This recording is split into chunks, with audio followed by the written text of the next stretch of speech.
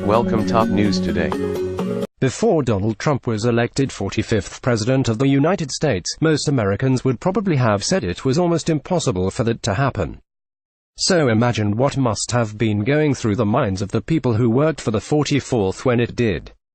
What could Barack Obama and his administration, which had worked so long and so hard, guided by a philosophy drastically different than the one that would replace it, have been thinking and doing after Trump's election?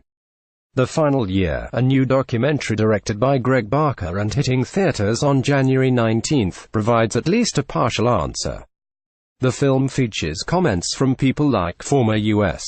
Ambassador to the United Nations Samantha Power, then Secretary of State John Kerry, and Ben Rhodes, whose title was listed on the White House website as Assistant to the President and Deputy National Security Advisor for Strategic Communications and Speechwriting. They all took part in the film that documented the final 12 months of the Obama presidency, which meant the cameras were rolling on election night and in the weeks following.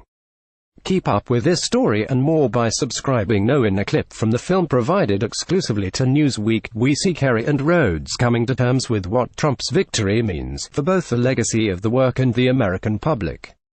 Former President Barack Obama and former Secretary of State John Kerry are pictured in a scene from The Final Year. Magnolia Pictures. You think about the people around the country who are afraid. My assistant who works for me is a Muslim who wears a hijab and she was crying for days, Rhodes says. Later, he adds, I cannot stress this enough, there's no backstop here.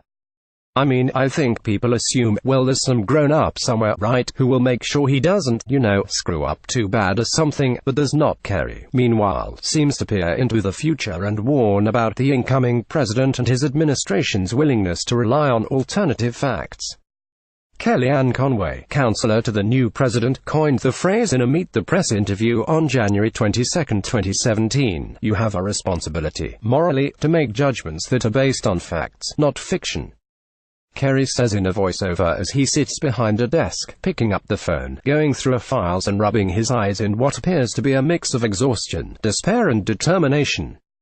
I'll do everything that's in my power to put that kind of evidence in front of them as they come in. Watch the exclusive clip from The Final Year below to go further inside the Obama administration's reaction to Trump's victory.